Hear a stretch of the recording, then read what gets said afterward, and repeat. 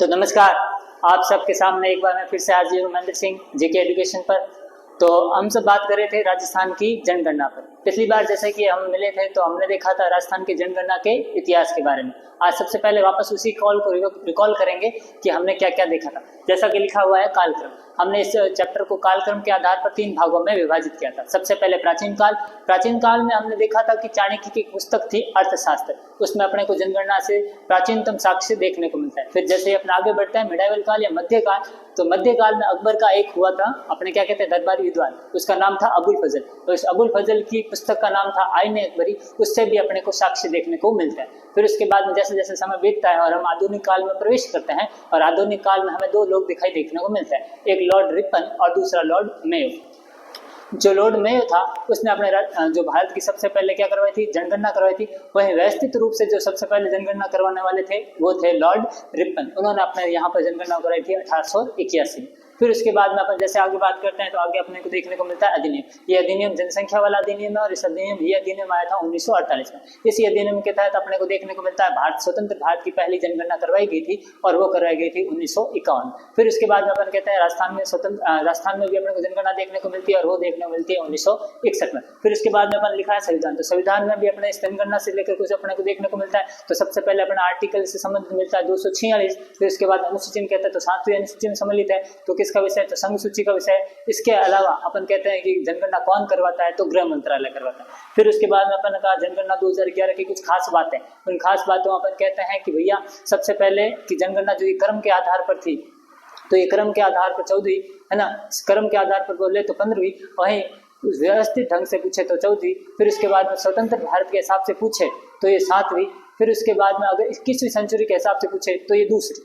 फिर उसके बाद में अपन कहते हैं कि भैया जो ये जनगणना है इसमें भारत के लगभग 640 जिलों ने भाग लिया था, वहीं राजस्थान के लगभग 33 जिलों ने भाग लिया था। इस जो जनगणना का जो बजट है लगभग 2200 करोड़ था, वहीं प्रति व्यक्ति जो खर्च है वो आता है 18.19 रुपए। फिर उसके बाद में अपन कहते हैं इसका शुभंकर, तो इसका शुभंकर था प्रगणक शिक्षिका, और फिर इसके बाद में इसका आदर्श वाक्य था हमारी जनगणना हमारा भविष्य।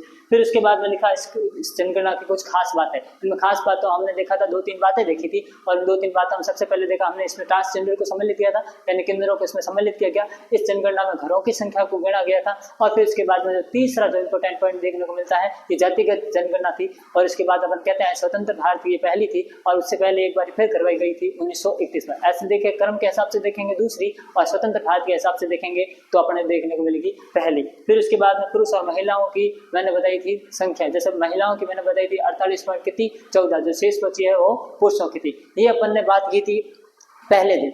आज अपन देखेंगे जो जनगणना से संबंधित जो आंकड़े हैं उन आंकड़ों को आप कैसे सहूलियत से याद कर सकते हो। आपके लिए केवल 8 ही लाइनों में इस चैप्टर को समाप्त कर दिया गया है। जिस प्रकार हमारे थंबनेल पर लिखा गया है कि 5 मिनट में जनगणना को, जब अपना चैप्टर कंप्लीट हो जाएगा तो 5 मिनट से भी पहले इस चैप्टर को मैं आपको कंप्लीट करके दिखाऊंगा। लेकिन आज बात करेंगे आंकड़ों की। आंकड़े आज के बाद जनगणना के आपको परेशान नहीं करेंगे, बहुत ही सस्ते और सुलभ तरीके से आपको उपलब्ध करवाए जाएंगे ये आंकड़े। अमूमन आपने देखा होगा बड़ी बड़ी कोचिंगों में बड़े बड़े रुपए लेकर भी आपको ये आंकड़े नहीं सिखाया जाता है ना। कोई लोग एक स्लाइड लाते हैं और स्लाइड के माध्यम से आपको दिखा दिया जाता है। आज अपन बढ़िया बढ़िया ट्रिकों से इसे समझेंगे, ठीक है। तो सबसे पहले जब इन आंकड़ों की बात करते हैं तो कौन कौन से आंकड़े अपने को देखने हैं, सबसे पहले देखते हैं। देखो इसमें लिखा है राजस्थान के न्यूनतम व सर्वाधिक जनसंख्या वाले जिलों का क्रम। राजस्थान के कैसे न्यूनतम व सर्वाधिक जनसंख्या वाले जिलों का क्रम। जब अपन इसकी बात करते हैं तो अपन ये देखते हैं कि भैया न्यूनतम जनसंख्या वाले जिले कौन से हैं और सर्वाधिक जनसंख्या वाले जिले कौन से हैं। तो अपने को ये जिले याद हो इसके लिए क्या करना है, अपने को ये जिले याद हो इसके लिए अपन एक नारा लगाते हैं। क्या नारा लगाते हैं, और वो नारा लगाता है मेरा एक फ्रेंड है जयप्रकाश सोनी करके, जिसे हम सब क्या कहते हैं जेपी करते हैं। तो जेपी के क्या हुई, जब जेपी की शादी हो जाती है ना, तो जेपी पहले हमारे नारा लगाया करता था। अब जब उसकी शादी हो गई तो अब वो नारे किसके लगाता है, अपनी जानू के। जानू बोले तो अपनी पत्नी के हो गया लगाता है, नारे लगाता है। इसलिए मैंने क्या लिखा है, इस ट्रिक में अपन देखेंगे कि एक लड़का है उसका नाम क्या है, जेपी। तो ये जो जेपी साहब है ना, ये जो जेपी साहब है ना, ये जो जेपी साहब है ये किसकी जय बोलते हैं, ये जय बोलते हैं जानू की। ये किसकी जय बोलते हैं, जानू की। जानू कौन है? इनकी पत्नी। पहले किसकी जय बोलते थे? हमारी जय बोलते थे, हमारे साथ रहता खेलता। अब ये कहाँ रहता है? अपनी जानू के पास में। तो ये जो है अब अपन इसमें जो 4 जिले इसके देख लेंगे और 4 ही जिले इसके देख लेंगे। कैसे देख लेंगे? अभी देख लेंगे, ठीक है। देखो, सबसे पहले न्यूनतम जनसंख्या वाले जिले, जे का मतलब क्या है? जैसलमेर, जैसलमेर। फिर पी का मतलब प्रतापगढ़। फिर उसके बाद में सा का मतलब सिरोही और बी का मतलब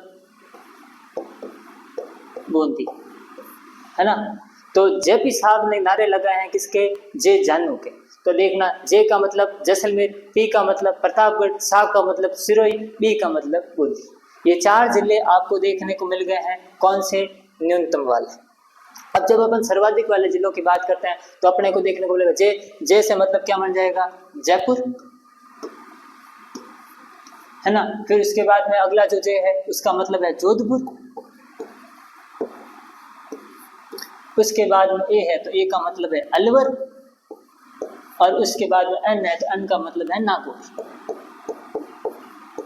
एन का मतलब क्या है? नागौर है। देखो, मैंने आपको क्या बताने की कोशिश की, अगर ये देखोगे तो आपको पता चलेगा।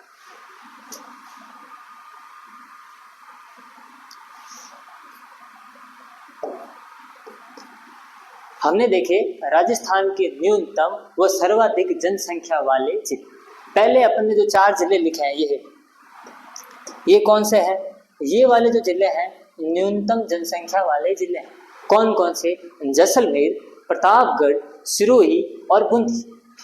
फिर उसके बाद अपन देखते हैं जयपुर, जोधपुर, अलवर, नागौर और एक अपन जैसे यू का मतलब और उदयपुर भी देख सकते हैं, लेकिन 4 बहुत मोर देन सफिशिएंट, ठीक है। तो न्यूनतम और सर्वाधिक जनसंख्या वाले जिलों का जो क्रम है वो अपन इस प्रकार से देख सकते हैं। आप भी इन जिलों को याद करने की बजाय आप सीधा क्या याद रखने की कोशिश करेंगे कि जेपी साहब ने, है ना, जेपी साहब ने जे जानू के क्या लगाए? नारे लगाए। जेपी साहब ने किसके नारे लगाए हैं? जे जानू के नारे लगाए।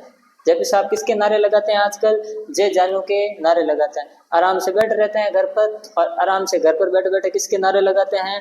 जे जानू करते रहते हैं, है ना। तो आप भी क्या करोगे? जे जानू करोगे। जे जानू करने की बजाय आप क्या कर लेना? थोड़ा पढ़ लेना और पढ़ दो जब उस समय क्या याद रख लेना? जेपी साहब ने किसके नारे लगा दिए? जे जानू। अगली ट्रिक एक बार फिर से देखते हैं, ठीक है। फिर उसके बाद में दूसरा पॉइंट आता है राजस्थान की जनसंख्या वृद्धि दर, है ना। जब अपन राजस्थान की जनसंख्या वृद्धि दर देखते हैं तो अपने सामने पहले कुछ पॉइंट आते हैं, सीधे उनको देख लेते हैं, फिर उसके बाद में अपने ट्रिक देखते हैं, है ना। तो 2011 की जनगणना के अनुसार जो राजस्थान की जनसंख्या वृद्धि दर है वो अपने को देखने को मिलती है 21.30%। कितनी देखने को मिलती है? 21.30%। इतनी, यानी कहने का मतलब पहले राजस्थान में कहीं जगह 100 जने थे तो अब 100 की जगह वहां पर कितने होंगे? 121.30 जने होंगे, ठीक है। फिर उसके बाद में सर्वाधिक जनसंख्या वृद्धि वाला दशक कौन सा रहा? तो वो दशक रहा है 1981 और इस समय लगभग अपने 37% बढ़ गए थे, है ना। इस समय लगभग 37 नहीं 33, लगभग कह सकते हैं 33। एग्जैक्ट अपने को देखने को मिलता है 32.97% ग्रोथ होती है। ये सर्वाधिक जनसंख्या वृद्धि वाला दशक था। और वहीं ऋणात्मक देखा जाए तो वो था अपने 921 वाला और इस समय अपने को माइनस में देखने को मिलती है 6.29%। अब यहाँ पर तो अपने को वृद्धि देखने को मिलती है, लेकिन ये ऋणात्मक जनसंख्या वृद्धि दर वाले में अपने को कमी देखने को मिलती है जैसे 1921 में। सर ये यहाँ पर कमी क्यों देखने को मिलती है? यहाँ पर कमी देखने का मतलब यूं ही है, देखो जैसे कि आप देखो ये कौन सा सन चल रहा है 1921 के आसपास, तो यहाँ पर आपको जैसे पता है कि वर्ल्ड वॉर यहाँ पर अपने को देखने को मिलता है, तो उस कारण लोग आधे तो कम हुए होंगे। फिर दूसरा ये वही काल है जहाँ पर इस समय प्लेग रोग फैला था, ठीक है। फिर उसके बाद में ये वही दौर है जहाँ पर लोगों ने अपने घर से निकलना प्रारंभ कर दिया था, जो आंदोलन होने स्टार्ट शुरू हो गए थे। इस कारण अपने को ये देखने में जो जनसंख्या वृद्धि दर है उसमें अपने को कमी देखने को मिलती है। अब देखना अपने को इससे ज़्यादा इम्पोर्टेंट है ये वाला, इससे ज़्यादा इम्पोर्टेंट कौन सा है? ये वाला कि राजस्थान के न्यूनतम व सर्वाधिक जनसंख्या वृद्धि दर वाले जिलों का क्रम।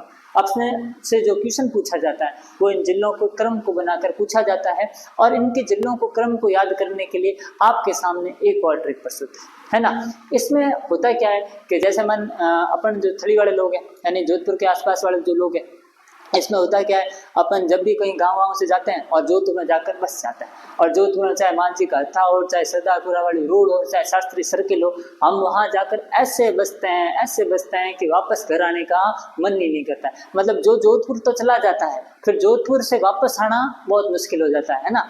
फिर अपन वो कहते हैं कि भैया सरदारपुरा की गली अपने को चौकी लगती है, तो अपने के लिए वो जोधपुर जो है फिर वो एक शहर नहीं रहता है, वो जोधपुर अपने लिए एक बीबी बन जाता है। क्या बन जाता है? बीबी। और बीबी को छोड़ के आना आपको पता है बहुत मुश्किल होता है ना। तो फिर अपन यूं कहते हैं इन जिलों को याद करने के लिए कि गुजरात पंजाब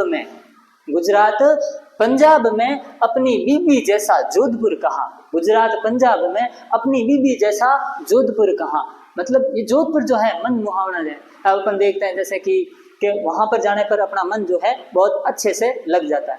तो वहीं अब ये जो है राजस्थान के न्यूनतम व सर्वाधिक जनसंख्या वर्धित दर वाले जो जिलों को अगर याद करना है तो इनसे अपन आसानी से कर सकते हैं, जैसे देखना। अब उसके बाद में आगे जब अपन देखते हैं वापस, ठीक है, अपन देख रहे थे जनसंख्या वाला, और इसमें देखते हैं ग्रामीण व शहरी जनसंख्या वृद्धि दर वाले जिले। उसमें तो अभी अपन ने जो जनसंख्या वृद्धि दर वाले सीधे जिले देखेंगे, अब अपन देखेंगे ग्रामीण और शहरी जनसंख्या वृद्धि दर वाले जिले। जब अपन ग्रामीण में बात करेंगे तो अपने को ग्रामीण में भी एक सर्वाधिक देखने को मिलेगा, एक अपने को न्यूनतम देखने को मिलता है। वहीं शहरी में भी अपने को सर्वाधिक और न्यूनतम देखने को मिलता है, ठीक है। अब इसको कैसे याद किया जाए? इसको याद करने के लिए भी सीधी और सिंपल ट्रिक है। अपन जब टीवी देखते थे तो टीवी में अपने एक ऐड आता था कि जेके सीमेंट का ऐड आता था। किसका सीमेंट आता था? जेके सीमेंट का। और उस जेके सीमेंट में क्या होता है? जे का मतलब है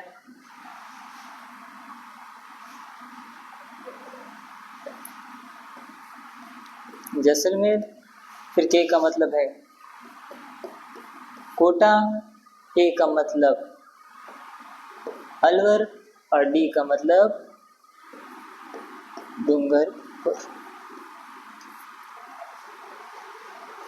ठीक है। ग्रामीण में सर्वाधिक क्या हो जाएगी? जैसलमेर। न्यूनतम क्या हो जाएगा? कोटा। शहरी में सर्वाधिक अलवर, और वहीं न्यूनतम की बात करेंगे तो आ जाएगा डूंगरपुर। फिर उसके बाद में आगे अपन जब बात करते हैं तो उसमें अपन देखते हैं राजस्थान के न्यूनतम व सर्वाधिक जनसंख्या घनत्व वाले जिलों का क्रम। पहले अपन ये देख लेते हैं राजस्थान का जन घनत्व है कितना, तो अपन कहते हैं भैया राजस्थान का जन घनत्व कितना है? 200। राजस्थान का जन घनत्व कितना है? 200। और फिर उसके बाद में अपन कहते हैं कि न्यूनतम जन घनत्व वाले जिले और सर्वाधिक जन घनत्व वाले जिले। अब न्यूनतम और सर्वाधिक जन घनत्व वाले जिलों को याद करने के लिए अपन क्या बोलते हैं? जय बीबी जय बोल भीम दादारी। जय बीबी जय बोल भीम दादारी। जय का मतलब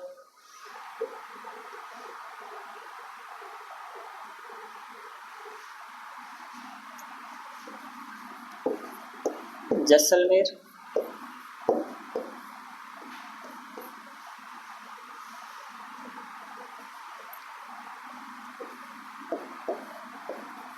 बीकानेर, बाड़मेर,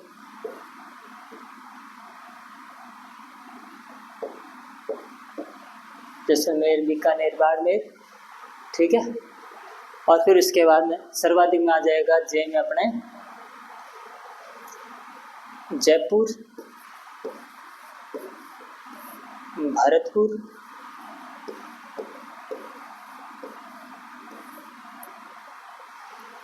जयपुर, भरतपुर, और एक आ जाएगा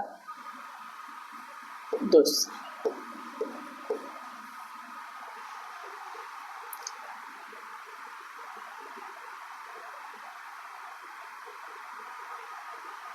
है ना। तो राजस्थान के सर्वाधिक और न्यूनतम जनघनत्व वाले जिले, और सर्वाधिक और न्यूनतम जनघनत्व वाले जिलों को याद करने के लिए आप क्या बोल सकते हैं?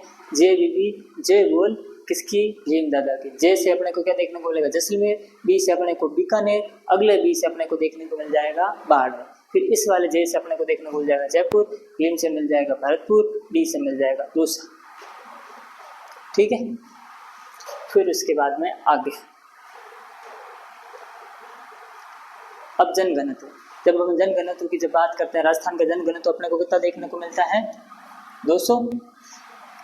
अब जब राजस्थान का जनघनत्व 200 देखने को मिलता है, सिरोही का जो जनघनत्व देखने को मिलता है अपने को 202 देखने को मिलता है। वहीं सिरोही का जो जनघनत्व है अपने को देखने को मिलता है 198। कितना देखने को मिलता है? 198 देखने को मिलता है।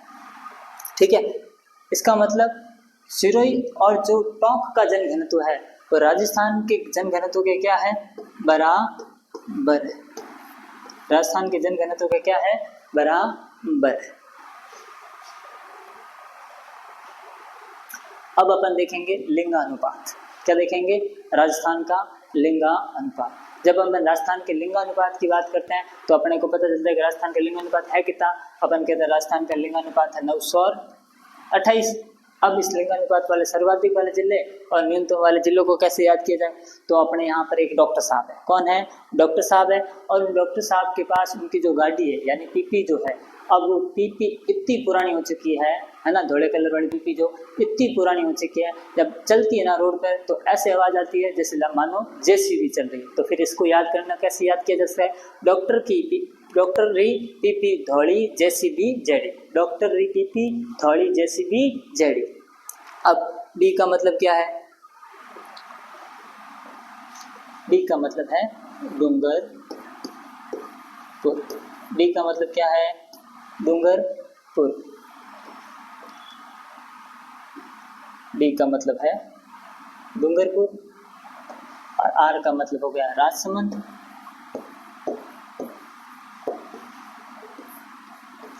ठीक है, पी का मतलब पाली और फिर उसके बाद में प्रतापगढ़।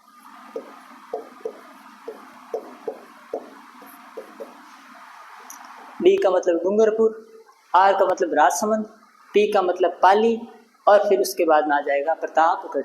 ये तो कौन से आ जाएंगे? सर्वाधिक वाले जिले। अब न्यूनतम वाले में अपन देख लेते हैं धौलपुर। ठीक है, फिर उसके बाद में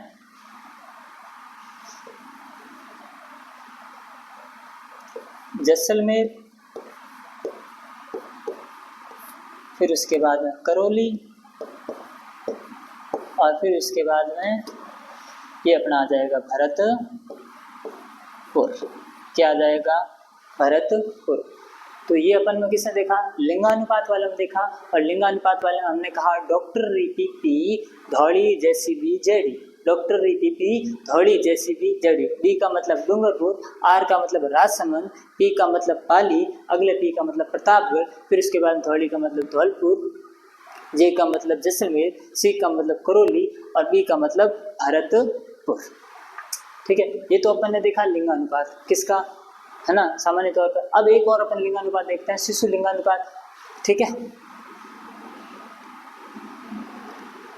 एक अपन देखते हैं राजस्थान के सर्वाधिक व न्यूनतम शिशु लिंगानुपात वाले जिलों का क्रम। ठीक है, अब ये लिंगानुपात अपने को जो शिशु लिंगानुपात देखने को मिलता है 3 देखने को मिलते हैं, 888। ठीक है, और इसको अपन कैसे याद कर सकते हैं? इसको याद करने की बहुत सीधी और सिंपल ट्रिक है कि बांसवाड़ा में प्रताप ने भील बाबा को झुंझुनवा देकर सिक्कर करौली जीत ली, है ना। बांसवाड़ा में प्रताप ने भील बाबा को, किसको? भील बाबा को झुंझुनवा देकर, क्या देकर? झुंझुनवा देकर क्या जीत ली? सिक्कर करौली जीत ली। क्या जीत ली? सिक्कर करौली जीत ली। अब देखो कैसे सेट होगा ये।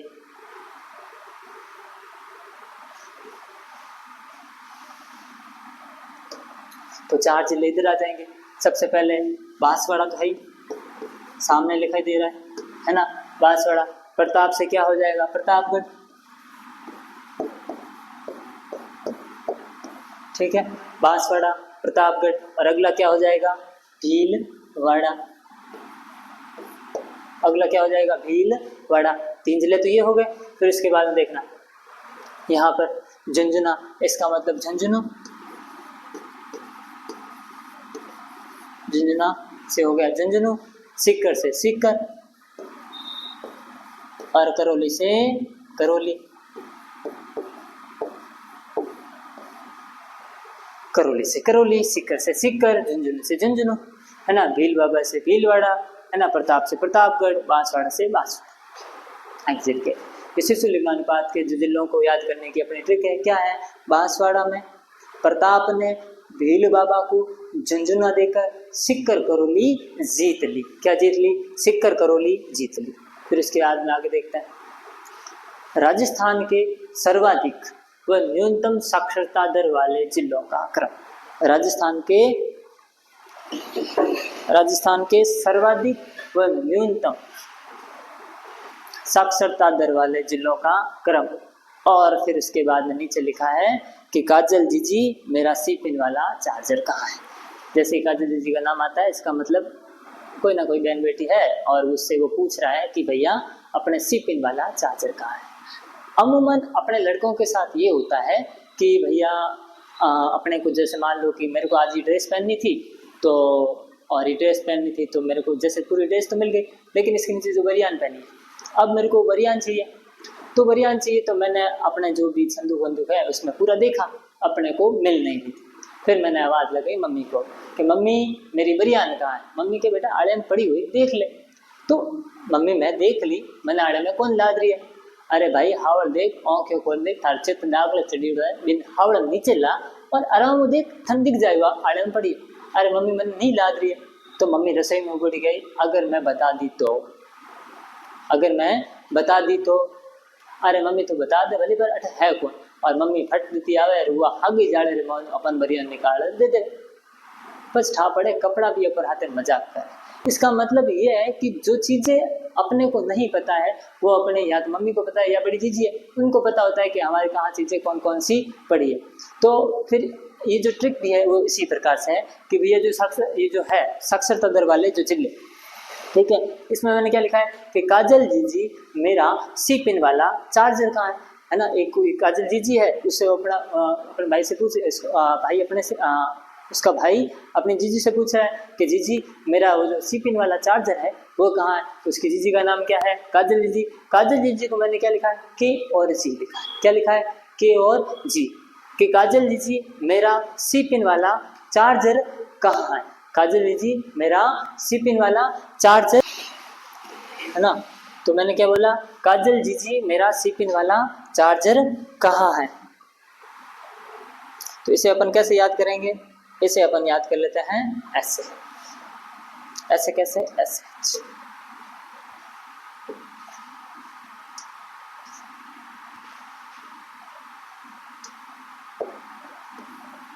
जैसे के का मतलब क्या हो जाएगा? कोटा। फिर उसके बाद में जयपुर, फिर झुंझुनू, कोटा, जयपुर, झुंझुनू। फिर उसके बाद में अगला हो जाएगा जालौर,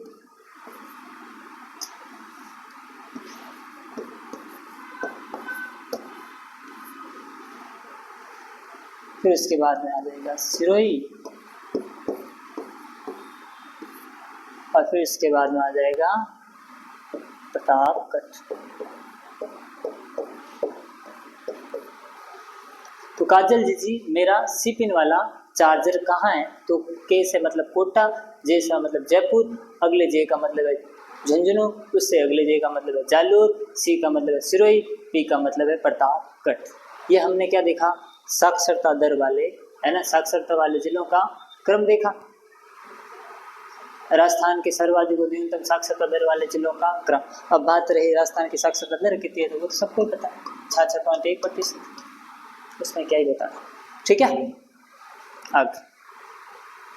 अब बात आती है राजस्थान के सर्वाधिक और न्यूनतम महिला साक्षरता, है ना, महिला साक्षरता वाले जिलों का क्रम। और महिला साक्षरता है कितनी? कि वो है अपने 52.1%। कितनी है? 52.1%। जब कोई भी मतलब जैसे अपना काम कर देती है मम्मी या फिर जीजी, तो अपन क्या कहते हैं? वाह जीजी वाह, थारी चलो तो कोई, है ना। तो जब भी उसके भाई को भी काजल जीजी ने उसका चार्जर दे दिया, तो काजल जीजी को वापस उसने रिप्लाई में क्या बोला? उसने बोला वाह काजल जीजी वाह, आप जैसा कोई नहीं, आप जैसा कोई नहीं, वाह काजल जीजी वाह, आप जैसी कोई नहीं। तो वहाँ का जिस वापस वही आ जाएगा वापस अपने जो अपने पहले वाली ट्रिक थी, है ना। जैसे के का मतलब फिर से कोटा जयपुर, है ना, कोटा जयपुर झुंझुनू, फिर यहाँ पर आ जाएगा जालोर, इससे आ जाएगा जैसलमेर, फिर इसके बाद में आ जाएगा सिरोही। क्या आ जाएगा? सिरोही। कोटा जयपुर झुंझुनू जालोर जैसलमेर और सिरोही, ये सारे के सारे क्या आ जाएंगे? महिला साक्षरता वाले जिले, न्यूनतम सर्वाधिक और न्यूनतम वाले। ये वाले सर्वाधिक वाले, ये वाले न्यूनतम वाले, कोई दिक्कत ही नहीं है। महिला साक्षरता दर कितनी है? 52.1%। 52.1%। फिर उसके बाद में एक अंतिम आंकड़ा और बचता है, राजस्थान के सर्वाधिक व न्यूनतम पुरुष साक्षरता वाले जिलों का क्रम। राजस्थान के सर्वाधिक व न्यूनतम पुरुष साक्षरता वाले जिलों का क्रम। इसमें तो सीधी सीधी ट्रिक लिखी है, कोई दिक्कत नहीं है कि झुंझुनवाला कोट पहनकर गया जयपुर, पीसीबी ऑफिस में। कौन से? पीबीसी ऑफिस में। कौन से ऑफिस में गया? पीबीसी ऑफिस में, ठीक है। और ये पीबीसी मतलब क्या है अभी बता देते हैं आपको। पीबीसी मतलब क्या है,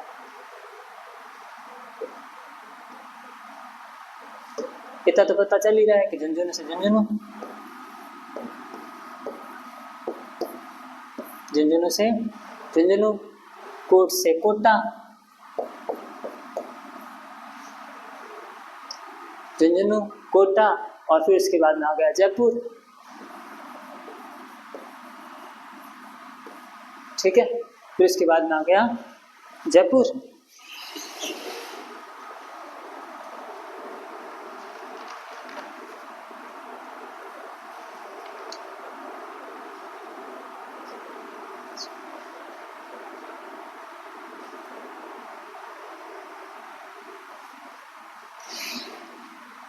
है ना। फिर उसके बाद में आ गया प्रतापगढ़,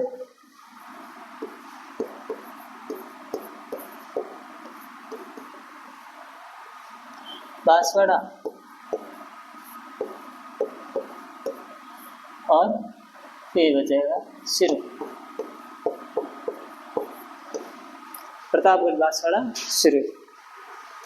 तो ये आज अपन ने देखा यहाँ तक।